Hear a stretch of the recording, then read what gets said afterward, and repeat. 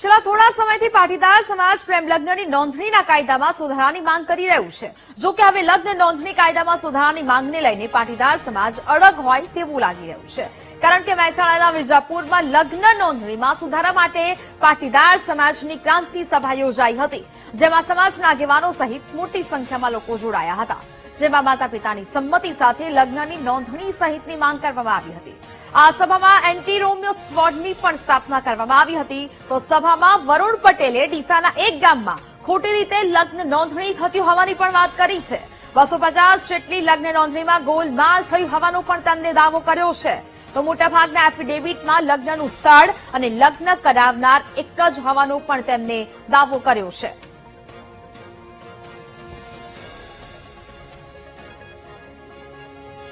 તો પાટીદાર નેતા વરુણ પટેલ આપણી સાથે લાઈવ જોડાયા છે। વરુણભાઈ, વીટીવી ન્યૂઝમાં આપનું સ્વાગત છે। છેલ્લા થોડા સમયથી આપણે તમામ લોકો જોઈ રહ્યા છે કે પાટીદાર સમાજ દ્વારા પ્રેમ લગ્નની નોંધણી અને માતા પિતાની મંજૂરી બાદ જે પ્રેમ લગ્નની વાતો છે તે ચાલી રહી છે, કાયદામાં સુધારાની માંગ સતત કરવામાં આવી છે અને હવે માત્ર પાટીદાર સમાજ નહીં, અનેક સમાજ આ માંગ કરી રહ્યું છે। સૌથી પહેલા તો આની પાછળનું કારણ જાણવું છે।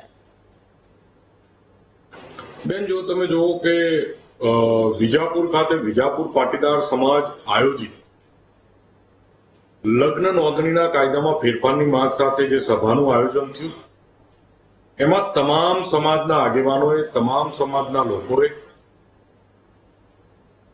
બધાએ સંપૂર્ણપણે એમાં ટેકો આપવા મોટી સંખ્યામાં હાજર રહ્યા।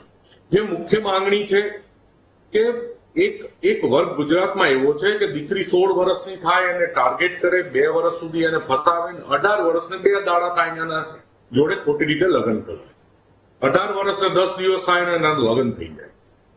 દીકરી 19 વર્ષની પણ પૂરી થાય એ પહેલા ટાર્ગેટથી એને ફસાઈ અને એના લગ્ન કરવામાં આવે અને દીકરીને કોઈ પણ હકીકત ખબર ના હોય, એ દીકરીનું ભવિષ્ય સુરક્ષિત થાય એના માટે થઈ અને ગુજરાતના તમામ સમાજો, જ્ઞાતિ જાતિમાં આ એક વિરોધનો વંટોળ, એક સરકાર સમક્ષ દિલથી વ્યથા અને માંગ ઉઠી છે કે મેરેજ રજીસ્ટ્રેશનમાં કાયદામાં ફેરફાર કરવામાં।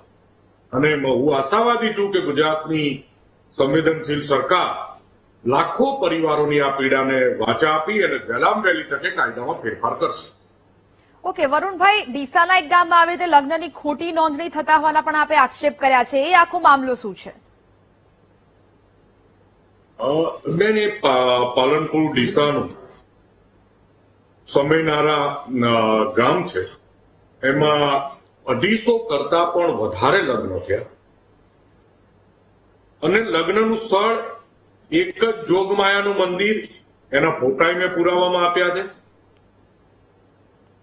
એક જ બ્રાહ્મણ અને એક જ સાક્ષી।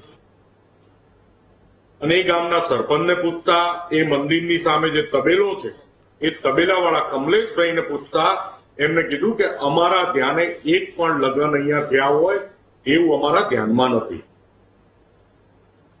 બીજી મહત્વની વાત બેન એ છે કે રજિસ્ટ્રાર અધિકારી એની બદલી થઈ ગયા પછી એ ગામમાં અનુક્રમે ખાલી 2 અને 3 ટોટલ 5 જ લગ્ન 2 વર્ષમાં નોંધાયા। એટલે આના રેકોર્ડ પણ મેં પબ્લિશ કર્યા છે અને મારે ગ્રામજનો જોડે હજુ સંપર્ક ચાલુ છે। આવનારા દિવસોમાં હું વધારે પુરાવા રજૂ કરીશ અને આવા જે બીજા 3 સેન્ટરો છે એના પણ પુરાવો એકત્રિત કરી રહ્યો છું અને દરેક સભામાં હું એક આ જે મેરેજ રેકેટ, જે મેરેજ ટેરરિઝમ જે ચાલે છે એનો પર્દાફાશ કરીશ અને આ આરોપીઓ વિરુદ્ધ ફોજદારી ફરિયાદ દાખલ થાય એના માટે સરકારને વિનંતી કરીશું। અને આ સાથે સાથે સરકારને મુખ્ય માંગણી છે વિજાપુર પાટીદાર સમાજની કે એન્ટી રોમિયો સ્ક્વોડની સ્થાપના કરવામાં આવે અને 16 થી 18 વર્ષની દીકરીઓને જે ટાર્ગેટ કરી અને ફસાવા માટે જે આવારા તત્વો ત્યાં બેસી ગયા છે એની ઉપર એન્ટી રોમિયો સ્ક્વોડ એક્શન લે, એ પણ માંગણી। ઓકે વરુણભાઈ, લગ્ન નોંધણી કાયદામાં સુધારાની માંગ ઘણા વર્ષોથી ચાલી રહી છે. સરકાર સુધી આપે રજૂઆત પહોંચાડી છે. લાગી રહ્યું છે કે સરકાર આ દિશામાં કોઈ નક્કર વિચારણા છે તે કરી રહી હોય, કોઈ સરકાર તરફથી હકારાત્મક જવાબ આપના સુધી પહોંચ્યો હોય. જો સરકારમાં વિવિધ જગ્યાએ હું પોતે સત્તાધારી પાર્ટીનો કાર્યકર છું,